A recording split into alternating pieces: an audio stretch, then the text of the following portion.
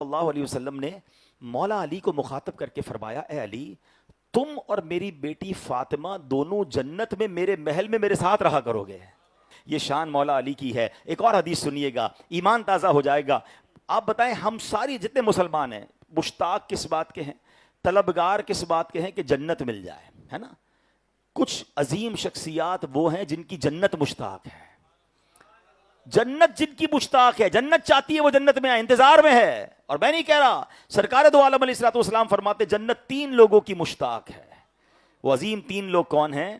میرے آقا فرماتے ہیں علی، عمار اور سلمان فارسی رضی اللہ تعالی عنہم۔ یہ وہ تین عظیم ہستیاں، حضرت مولا علی شیر خدا، حضرت عمار بن یاسر اور حضرت سلمان فارسی رضی اللہ تعالیٰ عنہ۔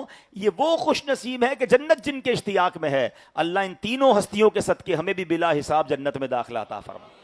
حضرت علی بن ربیعہ اس واقعے کے راوی ہیں کہ ایک مرتبہ مولا علی سواری پر سوار ہوئے اور مجھے اپنے پیچھے بٹھا لیا، ٹھیک ہے۔ اب یہ بھی اتنی بڑی شخصیت کی عاجزی ہے کہ اپنی سواری پر اپنے ساتھ اپنے غلاموں کو، یا ظاہر مولا علی سے تو نیچے ہی درجہ ہوگا جو بھی ہوں گے، ان کو بٹھا لیا۔ کیا ہم اپنے ساتھ سواری میں اپنے ملازمین کو بٹھانا پسند کرتے ہیں؟ اپنے ساتھ کسی غریب کو بٹھانا پسند کرتے ہیں؟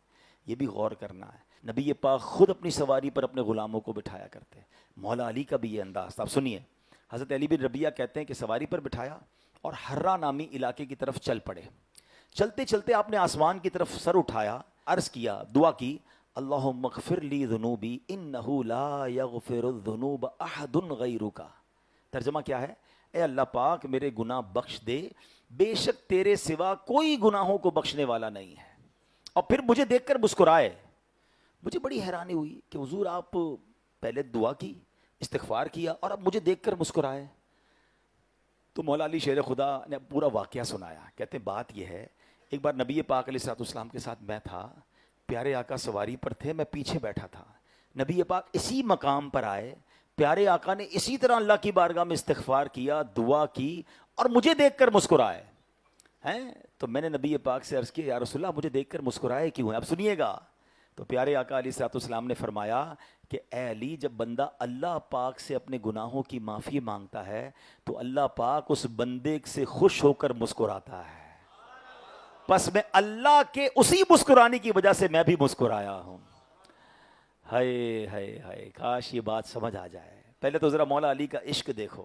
اے مولا علی کے چاہنے والو، اے صحابہ کرام کی محبت کا دم بھرنے والو، بتاؤ نا کہ ہم بھی سنتوں پر ایسے عمل کرتے ہیں؟ بلکہ آج تو ایک نیا فنومنا بن گیا ہے۔ لوگ کہتے ہیں بھائی سنتی ہے نا، فرض تو نہیں ہے۔ پہلے ایسا ہوتا نہیں تھا، مگر آج فرض نمازوں کے بعد بڑی تعداد میں لوگ چلے جاتے ہیں۔ کچھ سوشل میڈیا پہ لوگوں نے بیٹھ کر، مجھے تو سمجھ نہیں آتا ان کو ملتا کیا ہے، وہ کہتے ہیں صرف فرض پڑھا کرو۔ یار تمہاری اس ویڈیو سے سنتیں کم ہو گئیں، نوافل کم ہو گئے، لوگوں کا مسجد میں سجدے کرنا کم ہو گیا، تمہیں فائدہ کیا ہوا اس سے؟ نہ جانے کیوں لوگوں کو سنتوں سے لوگ دور کر رہے ہیں۔ حالانکہ خود نبی پاک علیہ الصلوۃ والسلام فرماتے، جس کا مضمون ہے جس نے میری سنت سے محبت کی اس نے مجھ سے محبت کی، اور جس نے مجھ سے محبت کی وہ میرے ساتھ جنت میں ہوگا۔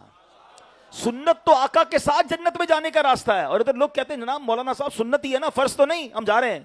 ارے بھائی کیوں جا رہے ہو؟ سنت پر بھی تو عمل کرنا ہمارا کام ہے۔ کیا مولا علی سے زیادہ نیکیاں ہو گئی آپ کی؟ وہ تو قطعی جنتی ہیں، مگر یہ سنت نہیں تھی کہ گھوڑے پر بیٹھیں، اسی علاقے میں پہنچیں، ویسے ہی دعا کریں، ویسے ہی مسکرائیں۔ یہ کوئی سنت نہیں، یہ تو نبی پاک کا ایک واقعہ تھا۔ مگر سنتوں کے علاوہ صحابہ تو یہ بھی کیا کرتے تھے کہ پیارے آقا نے جیسے